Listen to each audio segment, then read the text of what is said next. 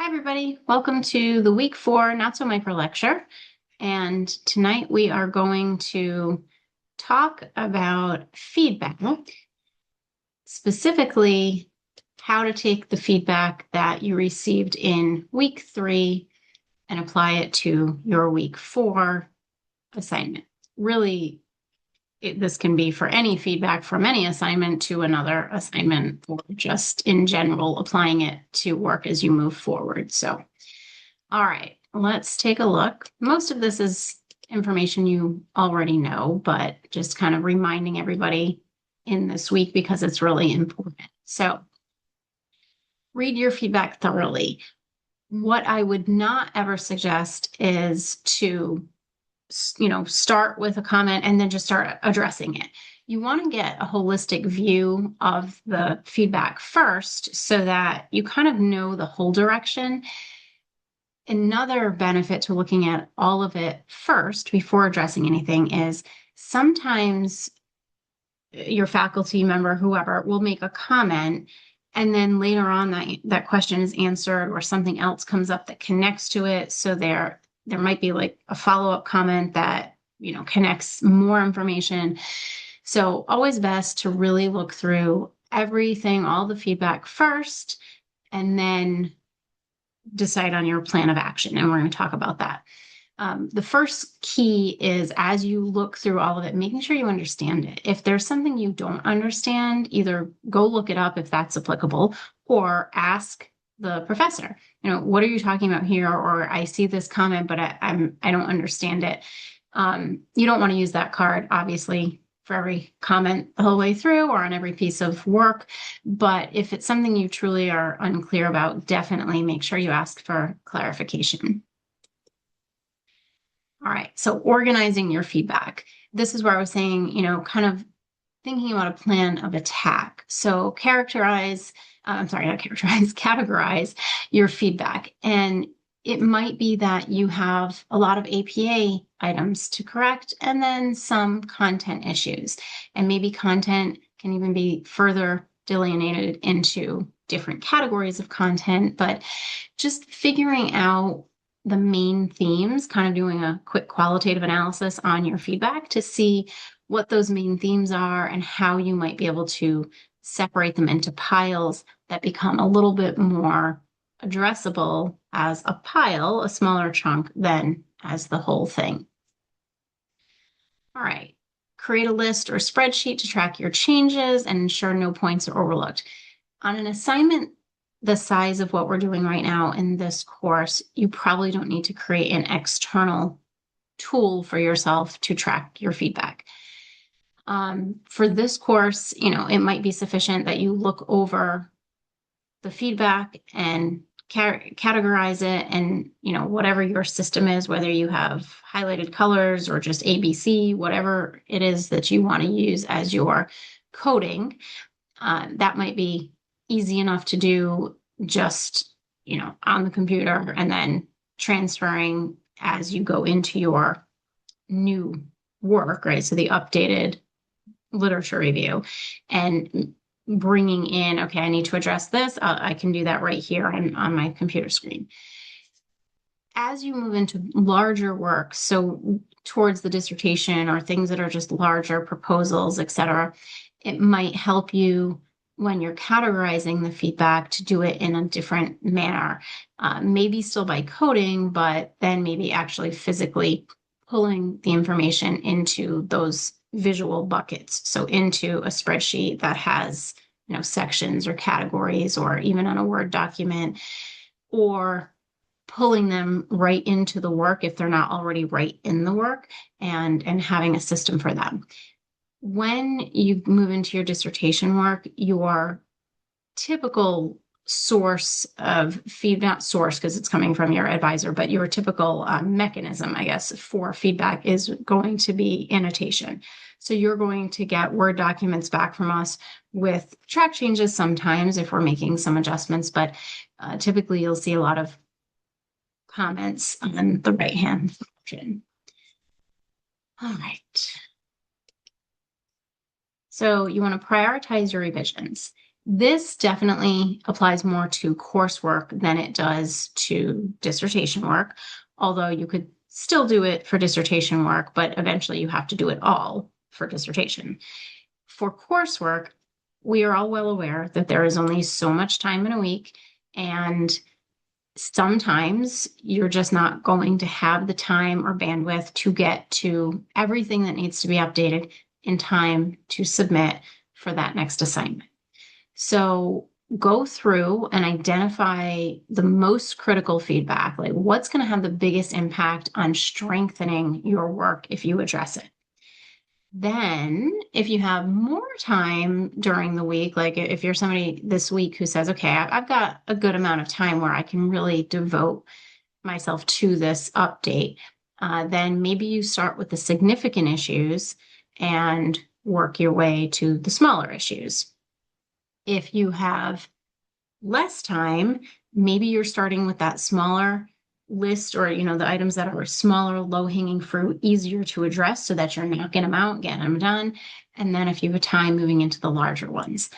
Obviously, any feedback that you're not addressing is going to have consequences, right? So if it's not addressed and it was something that needed to be updated, then there's probably going to be a grade reduction. If it's something that was the professor just giving you kind of, this is what I would suggest, or how I would do it, this way is fine, but here's another way to look at it. If it's not a mandatory update and you don't have time to do it, then maybe that's okay. So really going through and prioritizing and figuring out what your approach is going to be. And this can be for the whole week. This can be for a sitting. So let's say I plan to address all my feedback this week, but tonight I only have an hour. So tonight I'm going to go through and code all my feedback. And then tomorrow I know I have 2 hours. So tomorrow I'm going to take my coding from tonight and I'm going to do all the low-hanging fruit tomorrow. And I'm going to get all the low-hanging fruit done in those 2 hours. And then on Saturday, I know I have a 4-hour block where I can sit down and attack or address my larger items. So it can be, per session, it can be per week, however, the system can apply to different time frames. But I understand that not everybody's going to have time to address everything in the time frame. Part of being a doctoral student. All right. So planning your approach, and this is kind of what I've been saying through the last 2 slides, but breaking down the revision process into manageable tasks. So getting your plan of attack and then figuring out, what kind of chunks work for you. The deadlines for each task are pretty important when you're in coursework, but your mindset when you're in coursework is, it is all due by Sunday. However I get from here to Sunday, by Sunday, that's it. Game's over. It is all due. That is pretty easy to get in a groove for the next 3 years or 2.5, where you're really in that Sunday mode. Okay. When you move into dissertation work, you no longer have that Sunday deadline mode. So if you can develop some of these habits in how you address your feedback and move through your work within a given week, it will help you when that class deadline is removed. So just, again, putting it in your schedule, using your calendar to put the time in that on, what are we on Wednesday? So on Thursday night or on Wednesday nights after my class session, I'm going to spend an extra hour at my desk and I'm going to do this week, and this on Thursday and this on Saturday, whatever the case may be. Revise and edit. So as you're going through the feedback, however you divide it. So if you're categorizing it, putting it in buckets, going one by one in a linear fashion, whatever you decide is the best approach for you, go one by one. So you've read them all. Now you've categorized them if that's what you want to do. Take each one within that category, or if you're not categorizing them, go one by one. If you're linear, which most students work in a linear fashion, you'll want to take, if you haven't categorized them, or even if you have, whatever, however big or small your bucket is, right? You want to go one by one to the next to the next.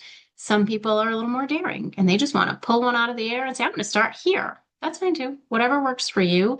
But at the end of the day, make sure that you have a system that says, okay, I have addressed this one. Whether if you're working in a Word document and you have annotation, it's easier because you can resolve the comments, you can write more comments, whatever. When you're working with the Turnitin feedback, it's a little more difficult because it's not interactive. So if you have it either on your screen and you're able to, highlight the PDF to say, okay, I did this one, or if you have it printed and you can say, okay, highlight, cross off, whatever, I addressed this one, great. And it's also, I find helpful, especially if you're working on it in multiple days this week. Once it's addressed, put a location marker to yourself. So like addressed page 6, paragraph 2, whatever, something simple, because when you're done and you're going back to make sure on Saturday, on Sunday, you're not going to remember where you put that thing on Tuesday. So giving yourself that kind of memory jogger is usually helpful. And then making sure to incorporate feedback while maintaining your voice and style, right? The point of feedback isn't to take over and say, do an about face and make it all sound like this. The point of feedback is to strengthen your writing and I don't want to say what you have to say, because if it's a lit review case, but strengthen your work, not to change your work. Some of the feedback may indicate that, hey, you're on the wrong track and you do need to change, but that's different than the feedback changing your work for you. So keep in mind, it's not to change your voice, it's to strengthen your voice and your style. So try to maintain that as best you can. All right, and then seeking additional input. So after making your revisions and getting feedback, giving yourself feedback, right? Because as you're updating, you're walking through it as well. For coursework, is it always necessary? Do you always have time? No. But, if you have a spouse, an adult child, a friend, a coworker at lunch, who wants to read this stuff just for fun, not a bad idea sometimes to just get another set of eyes on things. Again, this is less with coursework, more so with, kind of the larger work you'll move towards at the end of the program. But getting a tutor, if you get feedback from your professors that they highly suggest, recommend that you work with a writing specialist, a writing tutor, an editor, take the advice. Get somebody, at least for a period of time, to help you strengthen, and then maybe you can wean off of that. I will say I don't use Grammarly, so I can't speak to it firsthand, but I have seen Grammarly help many students with their writing to really strengthen it. And I don't know Grammarly versus Grammarly Premium, if the free version helps fine or I don't know. And again, I'm not endorsing anything, but I know Grammarly Premium has been helpful for some students. So if you're finding that you're getting that feedback, don't take it personally. It's just to help you. So getting a writing coach or help, or at least trying Grammarly or something might be a way to start. All right. And then, additional help, somebody that can provide a fresh perspective. One of the things that I feel like it's kind of a neat phenomenon is when you start your dissertation work, you're working with a committee. Well, and really you're working closely with your advisor. When I read my own work, it looks great. Every time I read it, it's terrific. So I'm my own worst editor. Once I start to work with a student and every week we're meeting and they're explaining their thoughts to me, and I'm like, oh gosh, yeah, that makes sense. I totally see this. Okay, these ideas connect. I've read this paper 75 times. You've explained it to me. Okay, I'm on board. And it looks great. And then all of a sudden it goes to the committee and the committee tears it apart. And they're like, this doesn't connect. This doesn't make sense. This doesn't work. And you're like, oh my God, what just happened? It is very normal. So getting an extra set of eyes is always helpful. You will find this again later, how amazing that is, that it looks so perfect. And then You're like, oh, okay, I guess we did really miss some of those things that seem to make sense. But when you take somebody from the outside who's never been privy to the information, the conversations and the back and forth, oh gee, it doesn't always connect. So again, for coursework, not as critical, but just things to keep in the back of your mind. All right. So then once you've actually made your updates and you've addressed the feedback, you want to review your work to ensure that all feedback has been incorporated or as much as you feasibly have time for and can address in that time span, in that week, whatever it is. And then check for consistency and coherence. So when you make changes, sometimes it's like a domino effect, right? So you change this over here, and now all of a sudden this over here doesn't make sense. So reading back through almost, as much as you can, like you're reading it for the first time. So does this make sense? Are these ideas connecting, or does it sound like a bunch of sentences now placed on a paper? Proofreading. Again, I just told you I'm my own worst editor. Proofreading is really difficult to do on your own work. So take advantage of Microsoft tools that are there. Look at the spell check, look at the grammar check. If you have Grammarly, use it. One of my favorite ways to review my own work, and I do this with my students' work a lot too, is visual checks. When you do a visual check, you might pick something. So for instance, when I look at it this time, I'm only going to be looking for in-text citation formatting. And you can take your eyes and without even reading the actual words, you're scanning for every in-text citation and stopping and scanning and stopping to just double check. Does that have an ampersand if it's in parentheses? Does it have the period after at all? Does it have a semicolon if there's two sources in the parentheses? All the rules that you're looking for. You can be doing it visually. I'm spouting off a bunch of rules that I know like the back of my hand. You don't necessarily know all of those yet, and that's fine. So your visual check might be slower as you go, okay, but don't think, okay, I've read this over twice, it looks good, I'm good. There are things that you won't catch by reading, and sometimes a visual check is more helpful. And eventually your visual checks will become quicker once you're training your eyes and your brain what to be looking for. For me, sometimes I do multiple visual checks on one work because, again, my brain can only handle so many things at once. So this time I'm looking for in-text citations. Maybe next time I'm looking at heading levels and indentations. And then the next time I'm just looking at references in the reference list. But again, I'm not reading them like this. I'm looking for the italics in the right places and the right information included. So anyway, so visual checks are one of my favorites because I feel like you get a lot of bang for your buck when you do those. All right. Then you're done. You've addressed everything you can address in the time that you have. It is Sunday night and off it goes. And then just reflect back on that experience. Were there things that I might have done differently if I had more time or if I had less time? Could I, is there something I might leave out? Would I code differently? Would I print it instead of looking at it on the computer? Would I not print it? Just thinking about ways that you might improve your process for next time, because there's going to be a lot of next times and you have a lot of runway ahead of you to be able to keep working on this process. That is all I have in there. Before I stop recording, does anybody on the call tonight have any thoughts on what I just presented? Questions, comments?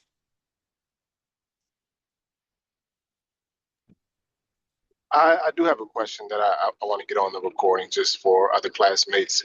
Hello, everyone. Sorry, first and foremost. Um, Synthesizing. Um, I think I struggle with that, and I'm talking to some of my other cohorts. A lot of us struggle with that. We thought we were synthesizing properly, or a lot of our stuff we thought was like original thought.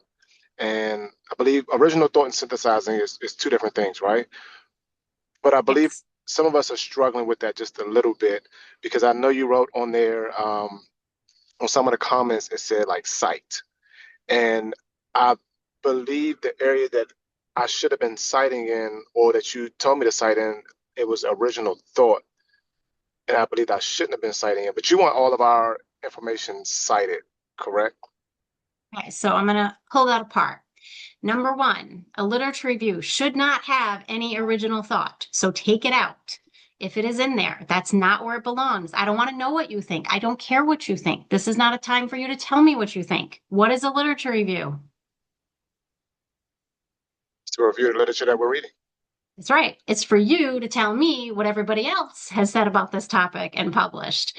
So this is a hard one for doctoral students to swallow because we're experts in our field. We know a lot about what we're talking about. We like to tell people what we know. And now all of a sudden we're told, don't tell anybody, can't tell anyone. You have to tell us what other people have said. And that's hard. So there shouldn't be original thought in there. So that's number one. Number two, if you know something intuitively through experience, through observation, through whatever, and you know it should be in there, find an article that says it so you can cite the source and put it in there. You'll do a lot of that when you get to dissertation work. So it's sometimes, and I don't, again, I don't condone this necessarily, but there are times like, there's certain information that's going to need to be in this. And so sometimes people will write and then they're finding articles to support it. It's kind of like that teaching to the test kind of thing mentality, right? Like we know it's got to be on there. So then we're going to support it. Not saying it's right or wrong. So sometimes that happens. In this coursework, you don't have time to be doing all that, right? Like you're finding your articles and you're just going to tell me what they said. When you have sentences that, so for instance, if I want to say organizational behavior has been shown to support productivity. Okay, great. Well, I can't just say that because who am I to say that? I have to tell you who said it. However, there's two ways you can go about it. I can either have a source that said that and I can put it in there, or I can immediately follow up that kind of vague, benign sentence with the next two or three statements that do support that. So I'm vaguely introducing it by saying organizational behavior supports or has been shown to support employee productivity.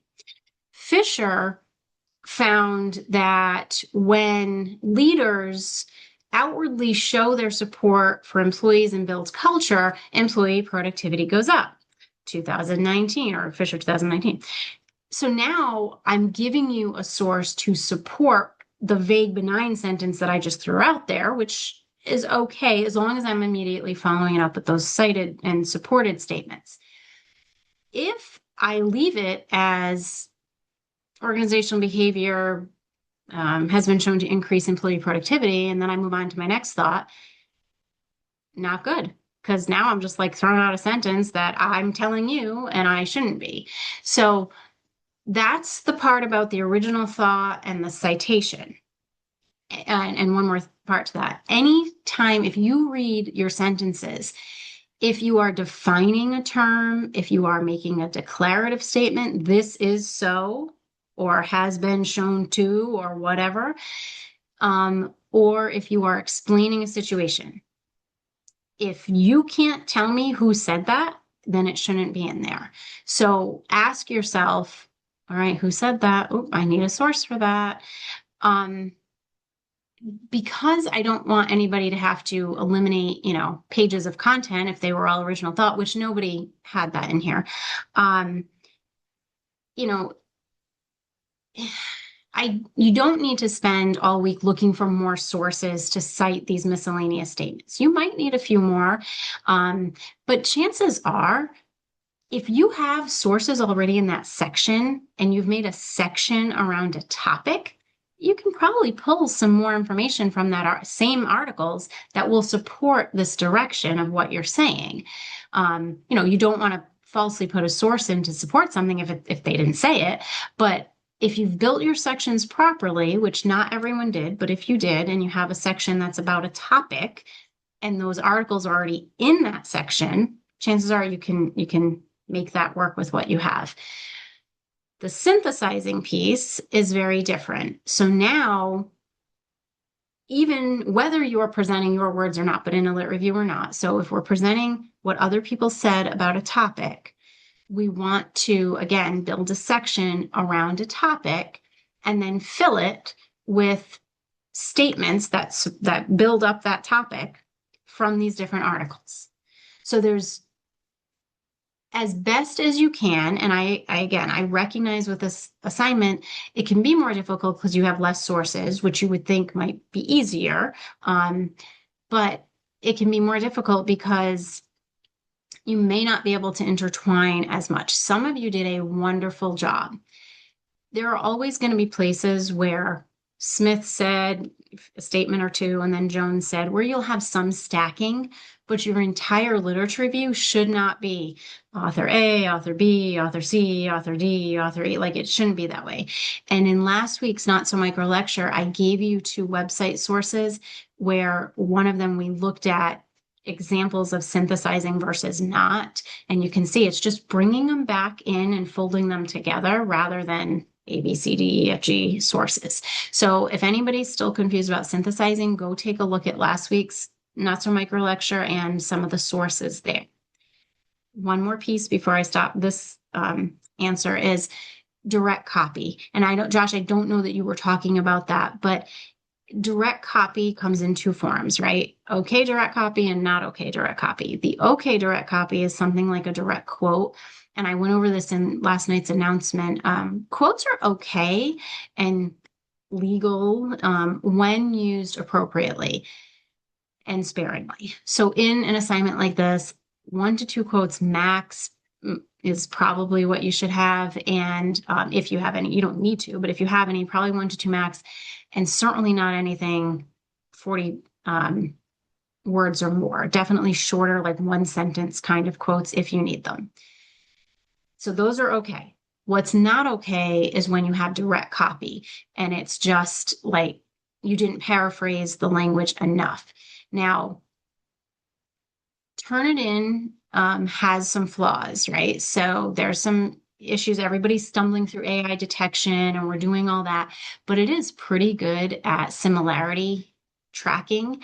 And so when it pulls something that is either exactly from a source or from someone else who wrote a paper based on a source that you've read or whatever, it's pretty accurate when it shows direct copy. So if I'm seeing, a 65% direct copy similarity, something's not right there. And again, it's not always about the number, because let's say I ask you to give me a 1-page prospectus and a list of references, you might have a 65% similarity because your whole reference sheet's going to be similar. That's fine. So you can't take the number out of context, but for this type of assignment that I just gave, if you had a 65% or 45% and 85% similarity, something's not right.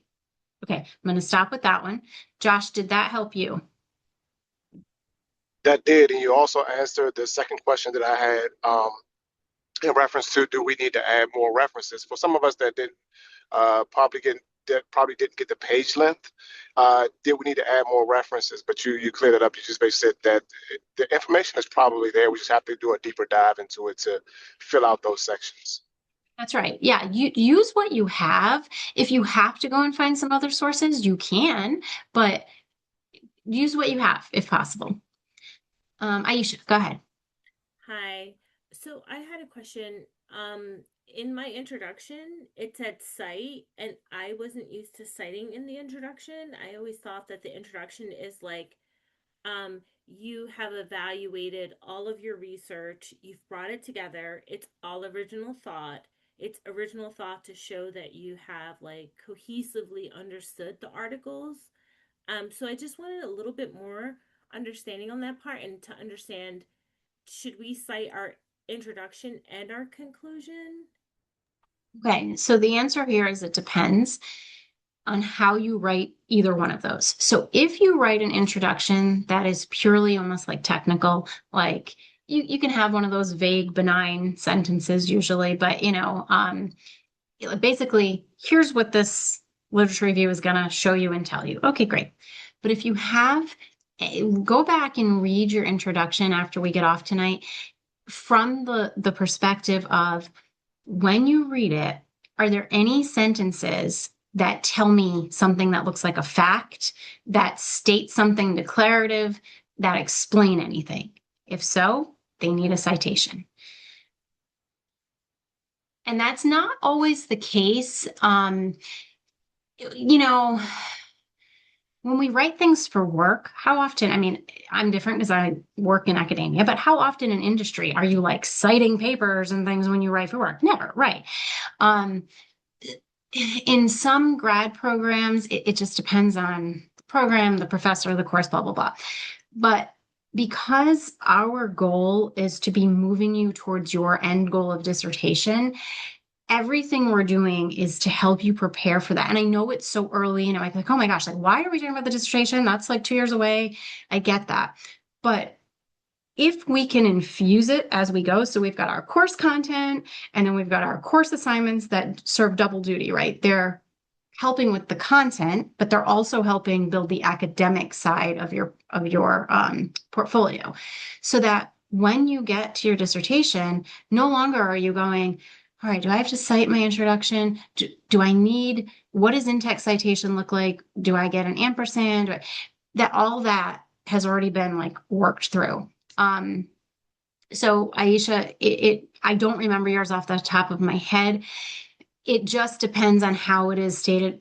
I will tell you, I am very citation happy. Like, I want to see citation. So there are times, and I will admit this, where you might throw in one of those like benign sentences that, and I'm like, cite. If that's the case, and if it, you don't need it, that's fine. You can chance it and not cite it again. But typically, when I have the whole picture and I can go back and be like, okay, I'm okay that they didn't cite this, as long as I know it was a conscious choice and I understand why, and that it wasn't, didn't need to be cited.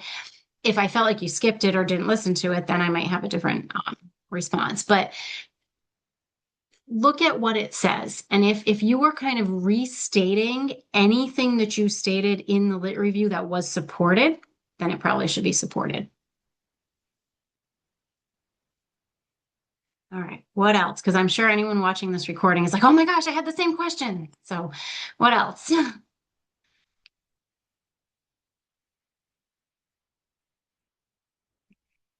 I will say the week 3 assignments overall were better in the transition from 2 to 3 than the 1 to 2. A lot of people had trouble with the outlines, went right to drafts for some reason.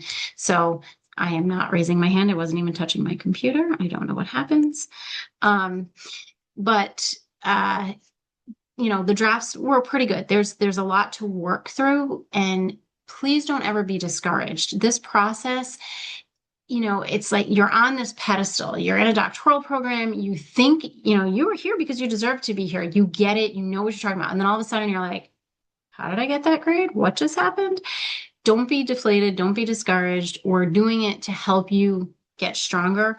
Talk to anybody who's on the other side of this now, and they will tell you hands down, like, yeah, I thought I knew what I was doing. I've come so far. I'm so glad for the process. It's not always a fun process, but trust the process and you will get through it. Anything else? This is not necessarily a question. I hope you can hear me okay. I have my headphones on. But I didn't recognize that Dolman was not an appropriate form of, until I read the comments about that. So just acknowledging.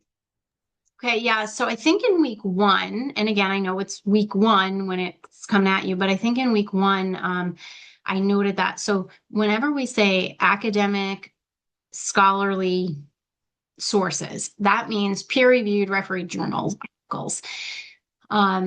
Textbooks, any books are not considered scholarly sources.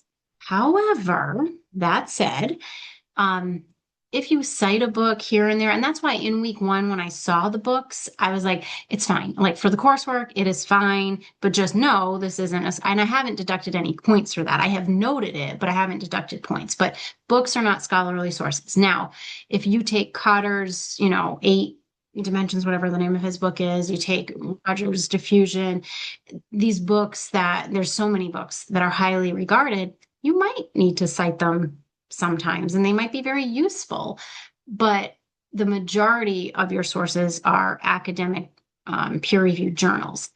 The other area where people have differing opinions on this, but overall, if you're citing things like BLS, government statistics, if you're citing Forbes magazine had this poll and it has this information, or oh my God, I'm blanking on the big marketing poll there. I'm going to go with Pew. It's not the one I was thinking of, but it's okay to use those again, because you might need to provide context. Like, so if you're saying the whole basis in this class, we're not doing this, but if you're creating a problem statement and you're saying the whole basis for this is because, let's say claims to the NLRB have increased by, I don't know, 65% over the last 2 years. I'm making that up. But okay, well, then you got to cite the NLRB website or, reports or whatever. Totally fine. So those aren't academic scholarly sources, and that's okay because you're providing context. So having some of those sources that aren't scholarly for certain reasons throughout is fine.